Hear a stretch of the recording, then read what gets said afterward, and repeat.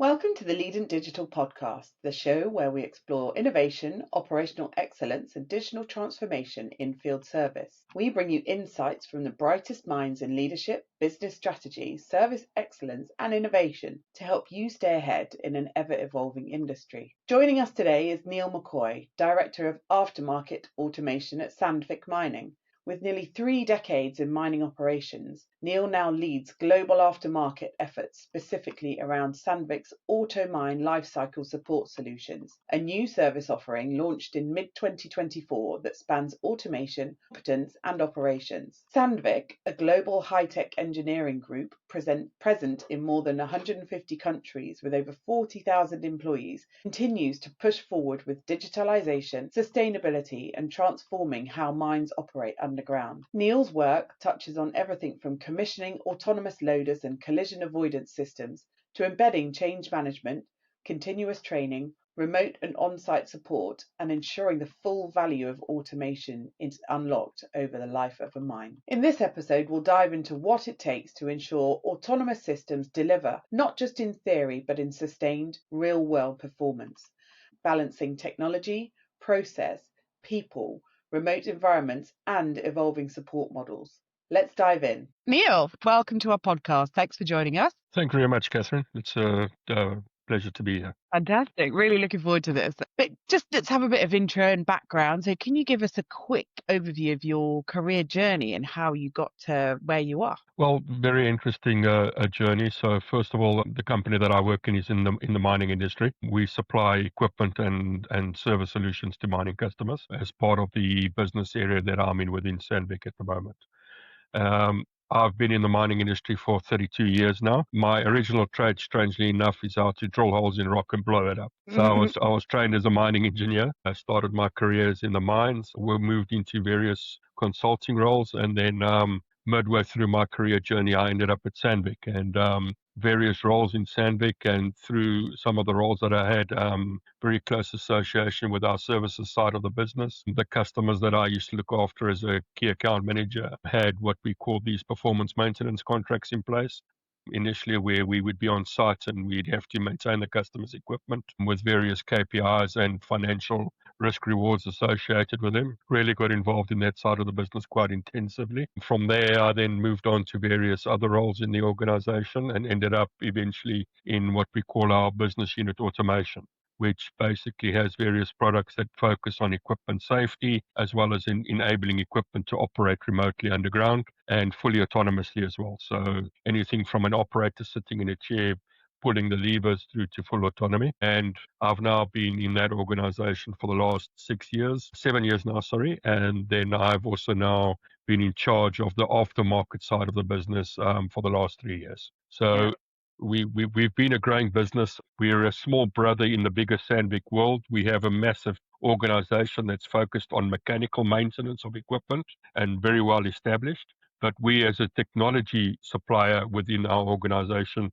are very new to the service industry. So our team was tasked with establishing this aftermarket dedicated function and then starting to build everything to be able to run an aftermarket organization and support customers.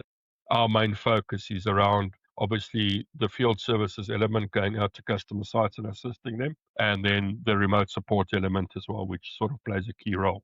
So almost like a tech support, IT support, if you will, with elements of being on customer sites, working with custom equipment and systems as well. Wow. So your career has been an absolute evolution, hasn't it?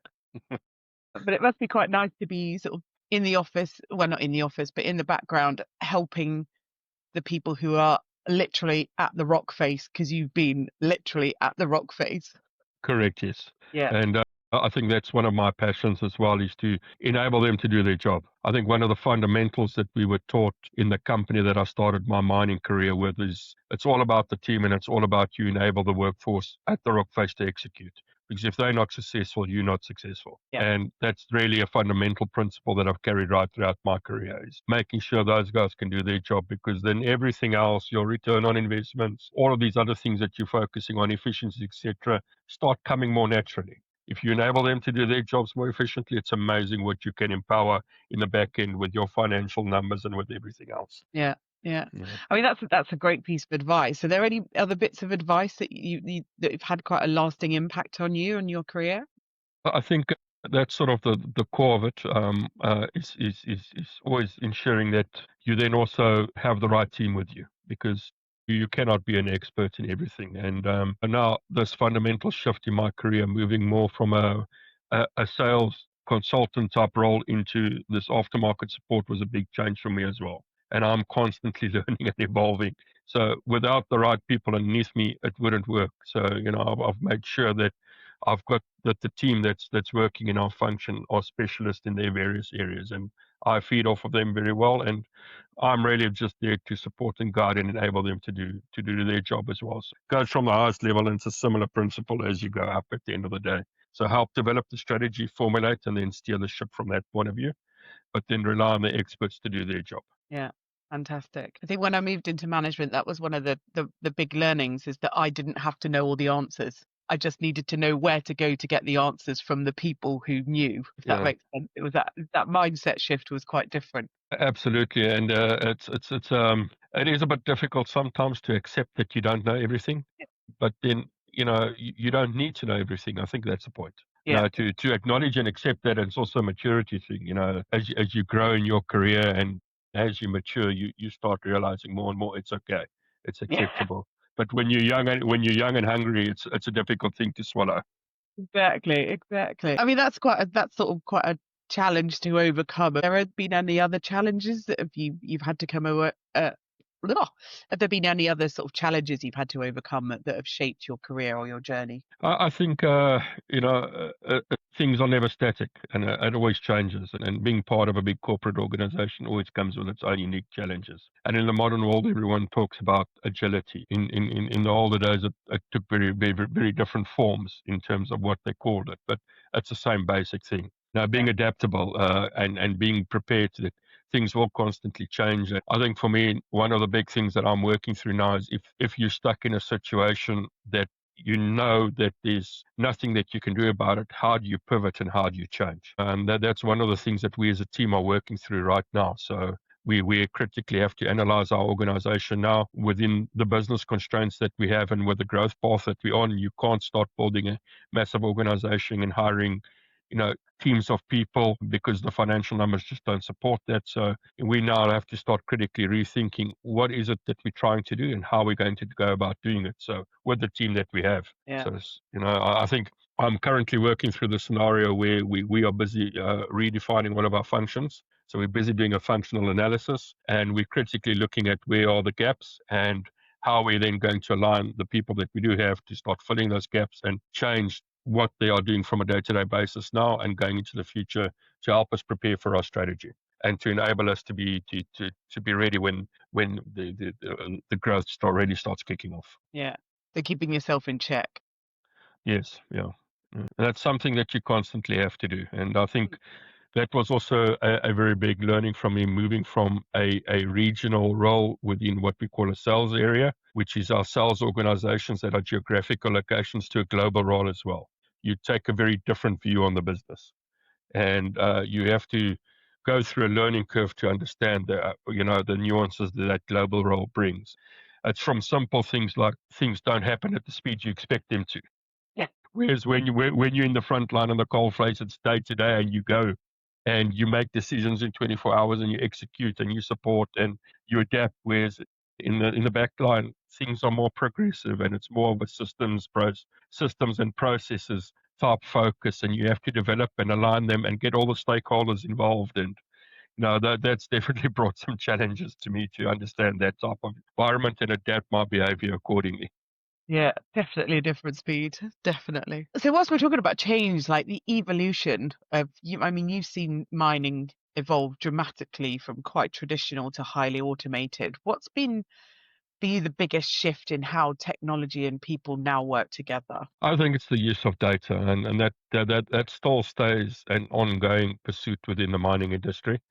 We don't have all the enablers we need to do effective data management, but certainly the focus on data and how we use data and how we use data to make more educated decisions is becoming massive. And Traditionally, people have seen this as a management tool and seen it as how we manage the operation overall and make the people more efficient. But for me, it's about how the end users also can use the tools to enable them to perform better with themselves and do things differently. The mining industry faces a massive problem in terms of skills. It doesn't matter how we look at it, trying to get new people into the mining industry, especially younger people. It's not an attractive industry. People don't really want to come get their hands dirty anymore. So you have to find other alternative ways on how to use technology. So technologies are coming in all over from all different angles to perform various different tasks. But the nuts and bolts of it all goes about how we manage the data and how we utilize it. So automated operations are very good. We talk about zero entry mining in the longer run, but there's still so many building blocks that have to be put in place for that. And doesn't matter how you unpack it, there are very many mines and mining methods around the world that current technologies don't support automation anyway.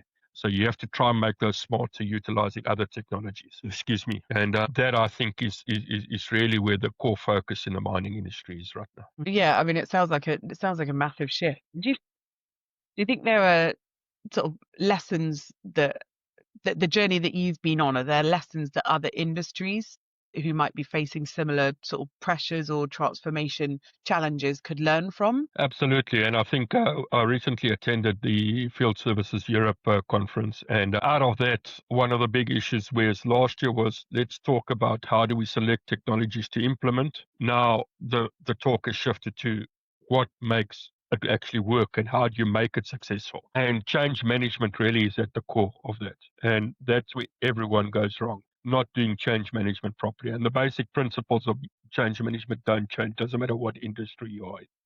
And I think for me and my personal learning, because we actually sell technical solutions to our customers, and we've been through many versions of this with our customers, is not following the change management process properly is where it fails. And that includes everything from engaging all of the stakeholders up front, understanding what this change means in your day-to-day business and how you're going to utilize the technology, all the way through to putting the training, systems, processes, everything else you need in place. Now, there's a very interesting McKinsey study done in 2018 about mining companies and the successful implementation of technology. And you have your technology platform, which is the solution, and very many of them out there and proven and tested. But then you have the two elements that make it possible. That's people, and that's your systems and processes. Yep. So if you take that principle to any other industry, it's very similar at the end of the day. And I think that's where most people fail is they don't understand how they want to use the technology. They don't understand what it means when they start bringing that technology into the business because things do change.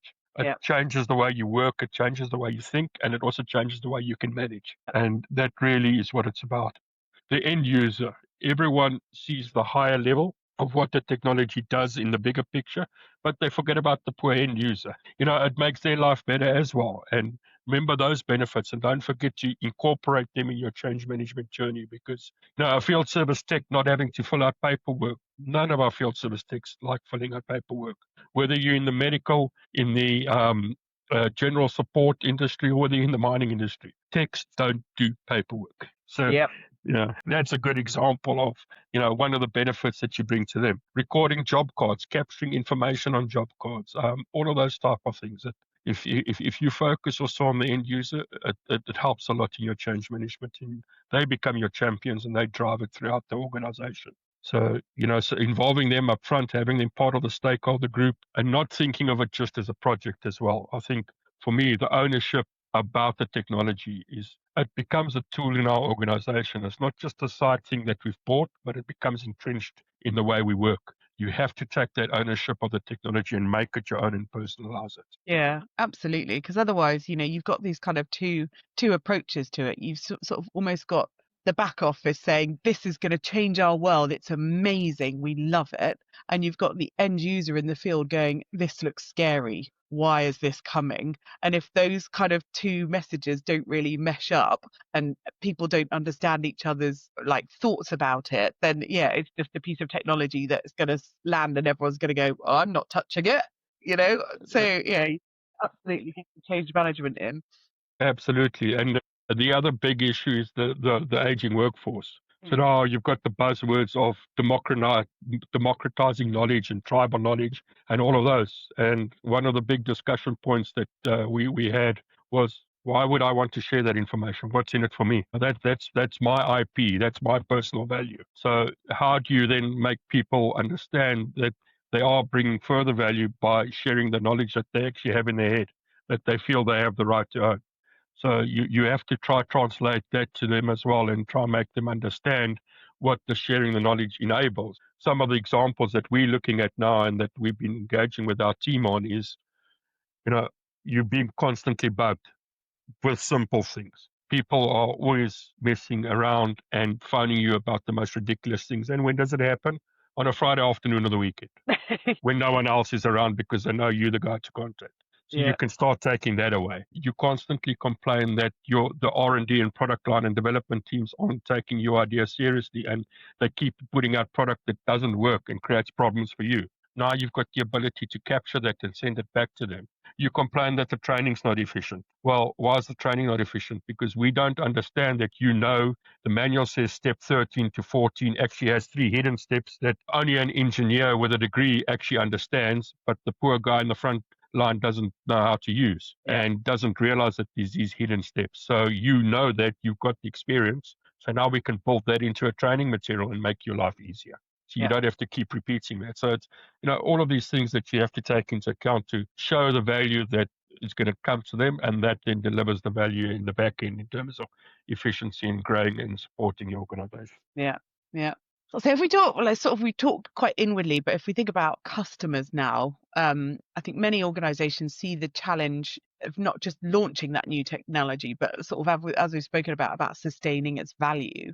And how do you sort of ensure that your customers continue to realize the benefits of the sort of the new technology, the automation after that initial rollout? Well, that is where the difficulty comes in. And it all goes about the whole change management concept once again, because implementing a technology is easy. That's a dedicated project. You have resources working on it. You have a whole lot of people involved. You have all sorts of experts. But the moment that's in place and everyone signed the document and we're happy it now works, then when people start stepping away, that's typically where the problems come in. So you need to build structures and systems and ways of, in our specific case, we build into our support solutions mechanisms to be able to support the customer in maintaining and ensuring that they get their return on investment. So you have to start looking at ways in which you can support them continuously, in which they can understand that there's this concept of life cycle support. And that's what we call our commercial offering, life cycle support services. So it's over the entire life cycle of the product that they're buying. And what are the steps that are needed to get there? So, helping them work on what are the competence roadmaps, because that's also another big problem, competence development. When you say competence development, the first thing that comes to 80% of people's mind is training. Mm-hmm. And when you talk about training, when is training done? The day we commission, then everyone walks away and we don't train again. I mean, I'm facing my own internal problems within our own organization. Our global experts, some of them haven't had official training for the last 5 years, but they are the global experts. And we're constantly bringing out new releases and we're constantly updating, but they haven't attended official training in the last 5 years. So that's typically what happens out there. You've got the experts, you think they're experts, you forget about them because you don't have a program. You've got these once-off initiatives. So, we're working with our customers to understand the concept of competence development and what it takes to support these technologies, but then also the tools. So things like AI, your customers no longer want to have field service techs coming to site because it's expensive. They would prefer more of a remote support concept. But for the tech to do remote support, they need tools. So you need to develop those tools internally, with which AI plays a small part of it. Well, actually a fairly fundamental part. But then how do you enable the customer to also serve themselves? So how can you utilize digital tools like AI to have a basic version of the customer that addresses that lower level technician on customer site, or the person responsible for looking after the day-to-days of that piece of equipment? How do you give them tools that they can do that basic part, because they're not going to get the training that they need, or there's a high turnover. I think in the mining industry, it's one of the things that we battle with, is that the rate of turnover it's actually scary. People move from job to job because of better pay. We as suppliers develop the people's customers function because they can pay high salaries, and we constantly sit with a skills gap. There's no work at grassroots level to address that. So we have to start using the technologies to do. I'm very passionate about the competence development side, and you have to work with your customers on that, and you have to get them to understand and commit to that. But at the same time, you also need to develop tools for them. We have VRs and simulators and a whole host of other things that we can add on that make part of a competence development program to ensure continuous learning. And that's really where it is about, is that continuous learning. And then also giving them the tools. But then ultimately, you want your product lines and your R&D teams to also start developing the product better with more self-help functions and self-help features that then also enable the customer to do some of the fundamentals themselves and lighten the load on your global support team. Yeah. Yeah. It sounds like there's a lot of thought being got into that. Like just, just not just kind of throw it out there. So what does great aftermarket support look like in your world? Sort of when systems are sort of quite complex, remote, business critical as well. Well, at the end of the day, it's about ensuring that you meet all of the customers' demands, whether they need ad hoc support or 24/7 support. You are able to cater for all of that. You have the tools and systems in place. Your people are professional. Service delivery is consistent across the globe. We in the mining industry have global customers, well, just like a lot of the other industries. So you want someone who has an operation in Chile and an operation in Australia and an operation in Southeast Asia to have the same experience if they're dealing with a Sandvik technician, for example. So it's that service consistency. And by providing our technicians the right tools and the right platform, we are then able to do that. So, and then obviously happy customer, same adage is happy wife, happy life, happy customer, happy life. Because if your customer's giving positive feedback and you're getting less and less calls on the weekend and you don't have that many crises coming up, you're doing well. So managing those trends and managing the customer NPS scores and those type of things as well. So seeing it in the numbers, but also the feedback from your customers, but also internally, your workforce providing their feedback and how their lives become a lot easier, because they are able to better serve the customer and leverage the skills and expertise that they do have. So all of that, it's not just the customer focus side, but internally, because the way I see it is if those specialists and those experts and those technicians are happy as well, that means they're also delivering a better service to the customer naturally, and the customer experiences that. Yeah. Yeah. We've talked quite a lot about the sort of competence, change management and all that sort of stuff, but are there any particular approaches that you found sort of most effective for building confidence and capability in teams when they're having to adapt to these new ways of working? I think at the core of it, we're now in the process of rolling out AI tools. And what we did is we actually took the time and effort up front to define what it is we want to do. What does it mean to our organization and why are we trying to do what we want to do? And we involve stakeholders from all levels. And I think that really played great dividends because that laid the groundwork for us to now effectively start rolling out and implementing the change management because we've got the why sorted out. And having that why up front is critically important. I read a brilliant article the other day because I'm doing a lot of research now with the successes of implementing AI projects. And why do you select AI? And one of the questions is, do you select AI because it's the next hot thing? Well, that's not a good reason to get a tattoo. Do you select AI because it's technology? Well, the Segway was 10 years ago. It was also top of the range technology, but where is it now? You've got to be very, very clear of why you're doing certain things, and it's got to suit an end game, and you've got to understand what that end game is. Otherwise, you're really going to struggle, and that lays the foundation for everything. Because then when you do go in through the change management and you do go to operationalization, all of that sort of feeds into it and it makes it easier at the end of the day because everyone knows the what, why, how. Yeah. And you spoken earlier about having a global role. Have you seen any sort of differences in approaches sort of in that continuous learning across the sort of across those different contexts and those different teams? Absolutely. The cultural thing, for example, plays a really big role, especially if you compare first world countries to third world countries. You can clearly see the difference and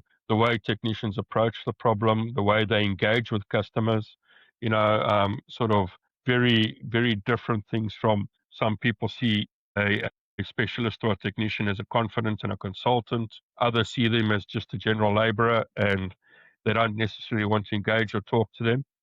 So all of those things play a role, and then obviously the language barriers as well. It's very, very difficult with the language. So you've got to find ways of crossing that bridge. However, when it comes to global support, and this is where the difficulty comes in, it's even if you do say offer support in a few select languages, there's still the nuance of the front end user. I mean, we have some sales areas where even within the country, there's 3 or 4 different languages that the different regions speak. So the technician on the other end of the line who might phone in for remote support, might not be able to do that. So you've got to then build these layers and tiers. I think for us, the understanding that if you want support in local language, it has to happen on local level. It's impossible for us to supply it on the higher level. But if you want higher level, more advanced support around the globe, then that has to be in certain fixed languages, and we can then make sure that our people have the necessary skills to communicate in those languages. But otherwise, you have to build a massive organization just to accommodate for languages, which makes no sense because there's no return on investment. So I think that's one of the big things that's our takeaway. And then the second thing is that even though you do provide training, the way people adopt the skills and what you would expect if someone has a certificate that says they're a certain level is also not the same globally. Yeah. So it's only when you get to the sort of highest tier of specialists that you start seeing some commonality, but below that, there are so many different variations as well. Yeah.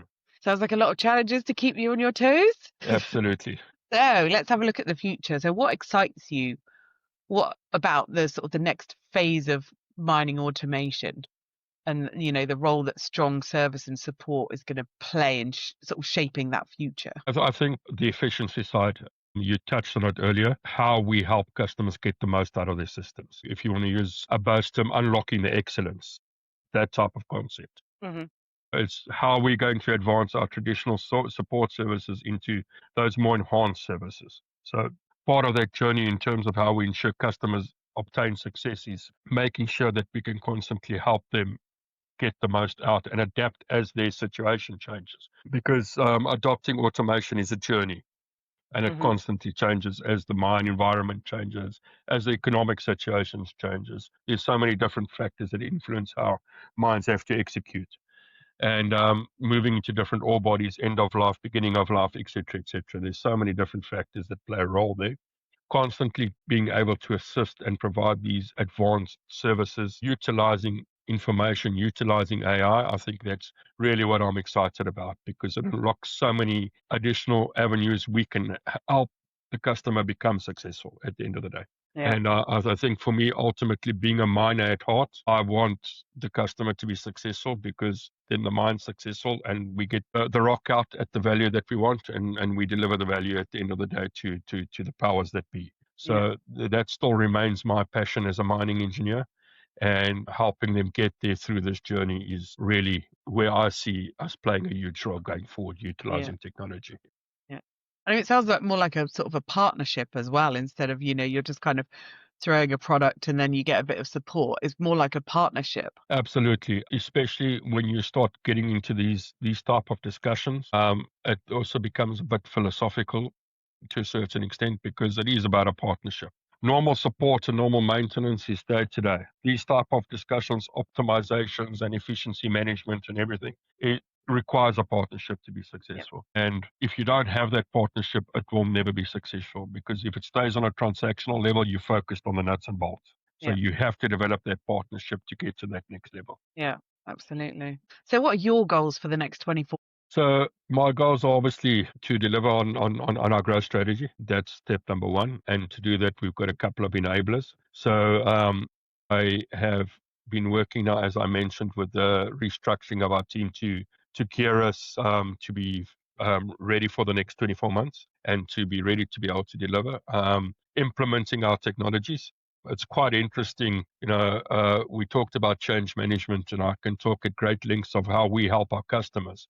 But now that we're doing a project internally, it's amazing how the team sort of forgets everything we do for customers and can't apply it to ourselves internally. So, making sure that our change management for the implementation of these remote support and service tools are going to be successful with AI at the core of that is definitely highest priority. And then the third step is then enabling this efficient global support to be in place. That really is what we have to focus on to ensure that our guys can be successful. Yeah, sounds like you're going to be busy. Have you got any sort of bottlenecks or anything that you're sort of not looking forward to needing to solve? Absolutely. Chicken and egg in terms of growing an organization. Yeah. Show us the money and you can grow, but you need to build certain things to be able to grow. So that's always one of the bottlenecks, and that's in most businesses. Mm-hmm. Then ensuring that you are on the table when it comes to planning for investment money, that your voice is also being heard versus the normal product development, etc. That's always a constant struggle that I'm having. And then getting the right skills. That is another important thing. It's you have to start growing your team and changing their skills that you do have. And then you also have to ensure that you bring in the right skills in. And that is a difficulty because especially when it comes to the services organization and the support organization, there's not a broad pool of people that you can go ship from. There's the young people entering the market, but the people with the experience and the knowledge are few and far between. And to find the right people to be able to support the business, I think that's going to be another big challenge for us. Well, sounds like it's all going to be cool. So we've got just a couple of little fun questions to finish off.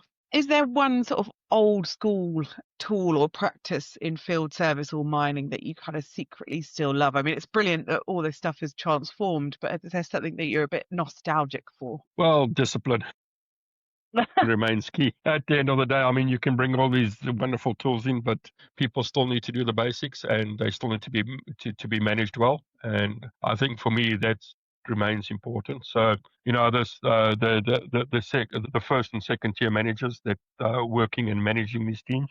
They need to understand what they do, and they need to deliver on their commitments. And they also shouldn't be blockers for the people executing the job, but they also have a key role in ensuring that they do execute properly. So, I'm all about ensuring that we don't forget about them, and we make sure that they are following what we've tried and tested over many years. It's not changing. It's just how we do it is changing, but what we need to do doesn't change. So I think that, excuse me, I've got a bit of a You're right. bit of congestion. So that to me is one of the passions that I won't take away from the organizations, not forgetting that basics. And then I think the other thing is that, if we look at what some of the key enablers were to, especially in the mining industry, to get to the situation we have now with all of the support structures and services that can be delivered, there are some fundamentals that we've done that you shouldn't forget about because they tried and tested, and it goes about the customer relationships, and it goes about how you work with your customers and being more of a confidant and a consultant than just going out and fixing a nut and bolt. And that's very, very valid for the mining industry. Yeah. So you said in your intro that you started off blowing up things, which like immediately I'm like, that sounds fun. Is there any sort of unusual or unexpected sort of challenge that you've encountered or any sort of something that was a bit, how are we going to fix this or what's happening? Well, I've got one example early on in my career that was very painful learning for me, not in the physical sense. Okay. But I was still studying and on my learning program, and I was given certain responsibilities. And basically, I blew something up that I had to fix. Wow. I still recall the situation when it happened. This was like one of the main arteries on the mine that I was working on. It was our honeypot, where some of the rich gold was coming from. I was standing in for one of the regular people working there who was on holiday. And, I had to stand in as part of my learning and my on-the-job experience for him. And I recall that I made this mistake, and I then had to phone my supervisor, and he said, well, I'm not interested. You need to phone the senior manager. And we all knew that the senior manager was a very tough guy, and he didn't take things like this very well.